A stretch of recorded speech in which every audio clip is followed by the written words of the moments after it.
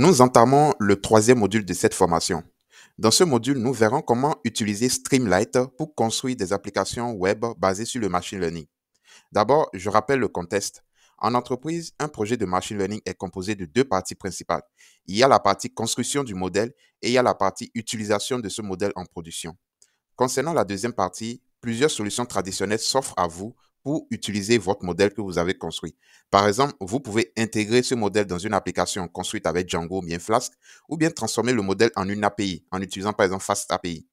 Même si ces solutions peuvent s'avérer efficaces, elles prennent beaucoup de temps et très souvent, les data scientists ne maîtrisent pas les outils, concepts, méthodologies utilisés en développement logiciel, ce qu'on appelle software engineering. L'idéal serait que les data scientists donnent très tôt la possibilité aux futurs utilisateurs du modèle de pouvoir interagir avec celui-ci. Cela permet de construire un modèle qui répond réellement aux attentes des utilisateurs métiers et qui est donc validé par eux. Mais comment faire si le data scientist ne maîtrise pas Flask, Django ou d'autres frameworks de développement logiciel? Comment faire s'il ne maîtrise pas ces outils pour construire des applications ou bien des API? Eh bien, la réponse est tout simplement utiliser Streamlight. Streamlight simplifie beaucoup le processus de création d'applications web et permet aux data scientists de créer rapidement des web apps basées sur le machine learning en seulement quelques heures de travail, parfois quelques minutes. Il y a deux scénarios possibles en ce qui concerne l'utilisation de Streamlight pour la création de web apps basées sur l'apprentissage automatique.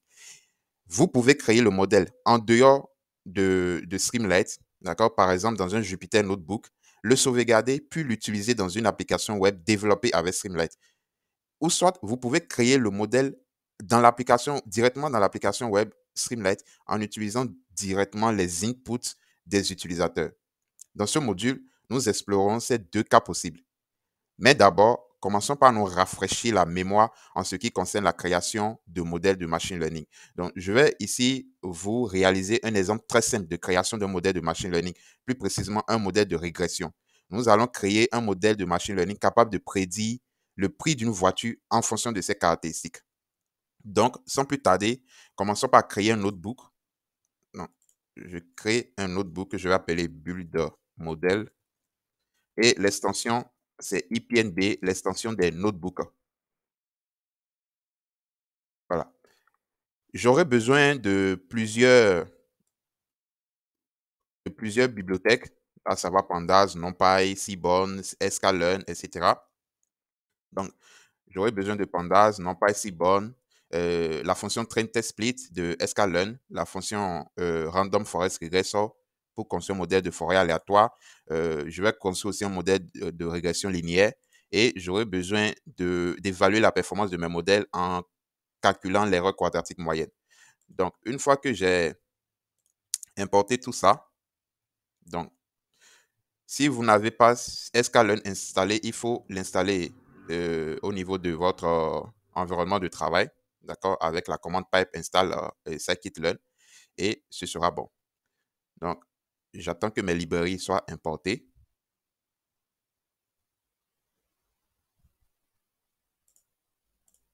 Voilà. Maintenant, une fois que j'ai mes librairies qui ont été importées dans mon notebook, je peux commencer maintenant par importer mes données.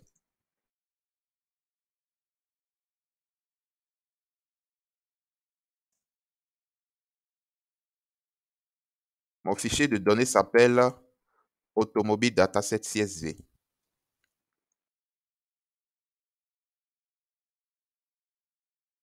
Donc, il s'agit d'un fichier CSV. Je vais afficher les premières observations.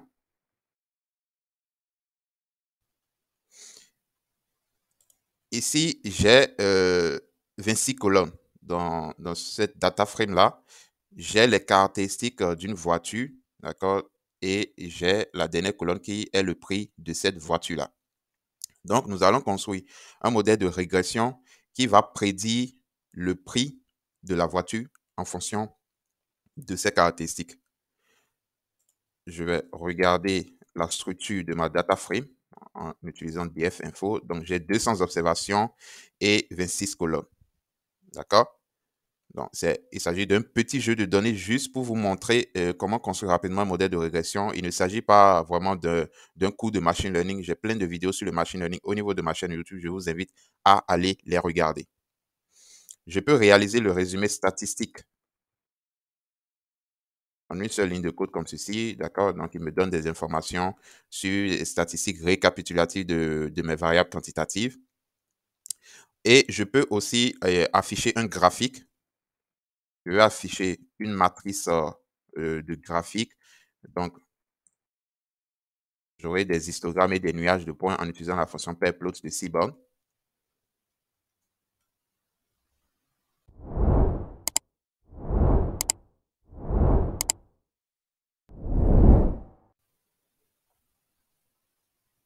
Ce qui est intéressant avec ce graphique, c'est que vous avez des nuages de points qui sont tracés, d'accord?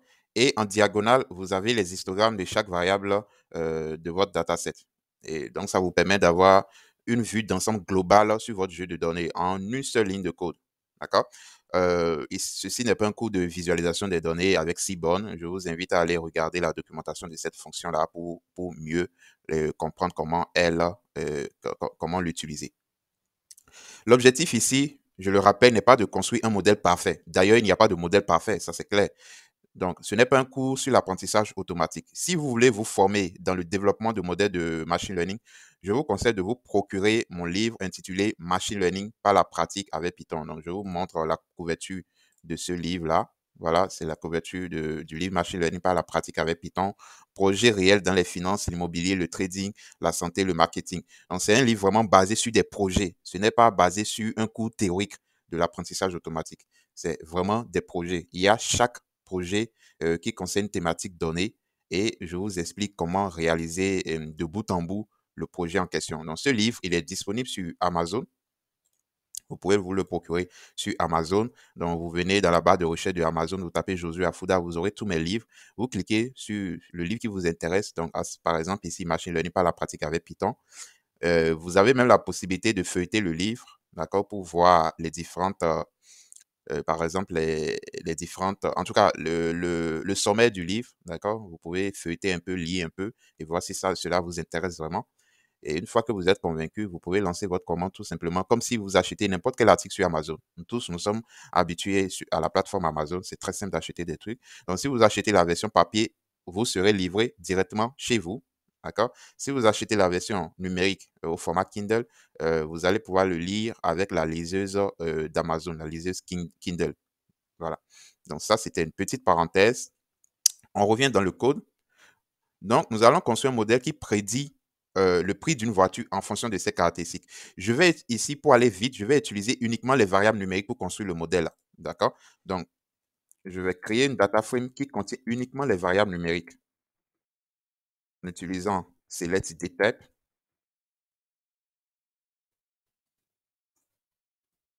J'affiche les premières observations et vous allez voir. Donc, ici, je n'ai que les variables numériques. On peut voir les colonnes, les noms de colonnes.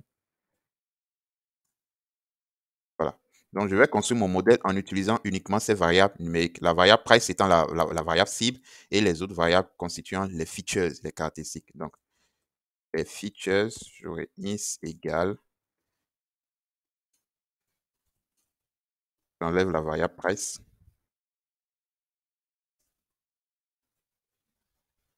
D'accord? Ça, c'est les features. La variable cible qu'on appelle complément target, c'est la variable price.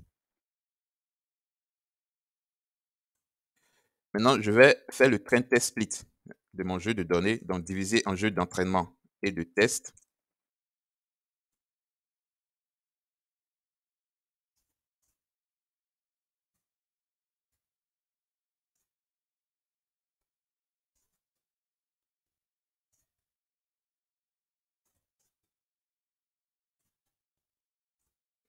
Alors, le test 16, je vais utiliser 20% de mes observations pour le jeu de test et les 80% restants pour entraîner les algorithmes. Voilà. Une fois que c'est fait, je peux afficher le shape de chaque fonction, la dimension de chaque fonction pour qu'on vérifie ensemble si ça a bien fait la division.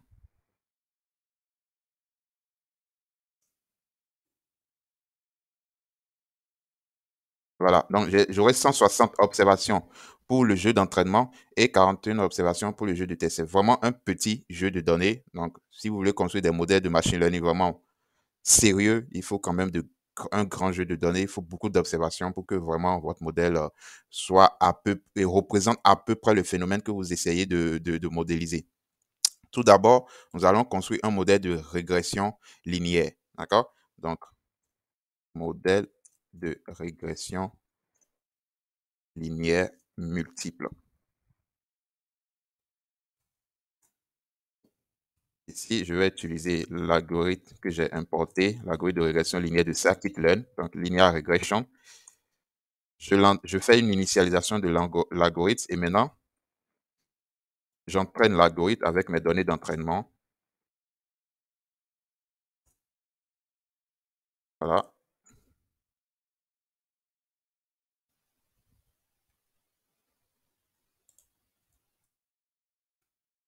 Alors, qu'est-ce qu'il me dit? Linear regression lr.fit. Je ne pense pas qu'il y ait de bug.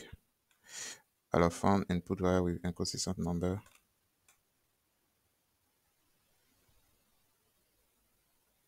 Ah oui, autant pour moi. Istrain, istest, ytrain. Ce sont les features qui viennent en première position. Donc, voilà. Istrain, istest, ytrain, ytest.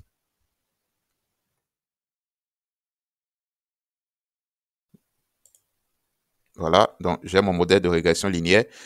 Je vais aussi construire un modèle de forêt aléatoire pour pouvoir comparer la performance des deux modèles et choisir le meilleur. Alors, tout d'abord, je vais commencer par créer une fonction d'évaluation de modèle. Donc, evaluate modèle, une fonction qui va me permettre d'évaluer rapidement mes modèles. Donc, elle aura euh, un argument que j'appelle modèle, tout simplement. Je vais faire des prédictions sur les données d'entraînement. Donc, modèle.predict. Je fais des prédictions sur les données de test. Modèle.predict test. Et je calcule maintenant l'erreur quadratique moyenne. L'erreur quadratique moyenne sur les données d'entraînement, ça sera min square error y train et les prédictions. Je n'oublie pas le square égale false. Parce que si je ne mets pas le square égale false, il va me calculer seulement le MSE et non le RMSE. D'accord? Donc, je fais la même chose pour les données de test. Donc, je calcule l'erreur quadratique moyenne sur les données de test.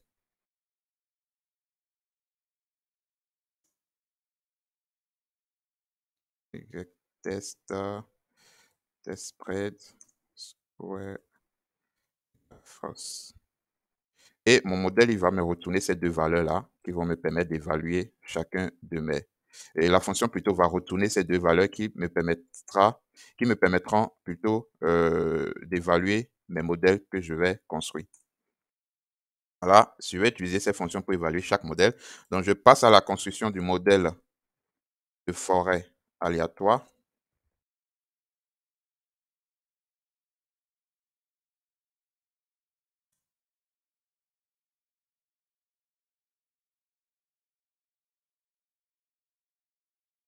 rf.fit istrain ytrain. Voilà. Donc, j'ai mes deux modèles qui sont construits. Donc, qu'est-ce que je vais faire maintenant? Je vais évaluer leur performance. Donc, évaluer. Et ici, j'ai oublié d'évaluer la performance d'abord. J'évalue la performance de mon modèle de régression. LR. Alors, ce modèle, en fait, sur les données d'entraînement, a une erreur quadratique moyenne de 3214. Et sur les données de test, une erreur quadratique moyenne de 2525. Ça veut dire que le prix est plus ou moins, euh, en fait, le vrai prix, c'est plus ou moins 2525. D'accord? C'est ce que ça veut dire. Et ça a la même unité que l'unité du prix. Si le prix est en dollars, ça veut dire que l'erreur de mon modèle, c'est plus ou moins 2525 dollars. D'accord? Donc, si mon modèle prédit, par exemple, que la voiture coûte 3000 dollars, il faut faire 3 000 $ plus ou moins 2 525 pour trouver la vraie valeur. D'accord? Donc, j'évalue au niveau de mon modèle de forêt aléatoire pour voir. Et là, je vois que quand même ici, j'ai des erreurs beaucoup plus faibles. Tout simplement parce que naturellement, mon phénomène n'est pas linéaire. D'accord? Ça c'est clair, on pouvait le prévoir. Ici, sur mes données d'entraînement, j'ai une erreur de 892, ça veut dire que quand même, c'est pas mal. Et sur les données de test, j'ai une erreur de 1328, ce qui est beaucoup, c'est mieux par rapport au modèle de régression linéaire. Et je vois que la différence ici n'est pas tellement grande comme que la différence ici. Donc, de toute façon, l'idée n'était pas de construire un modèle parfait, mais ici, nous voyons très bien que le modèle de forêt aléatoire a une meilleure performance du point de vue de l'erreur quadratique moyenne. Il a une meilleure performance que le modèle de régression linéaire.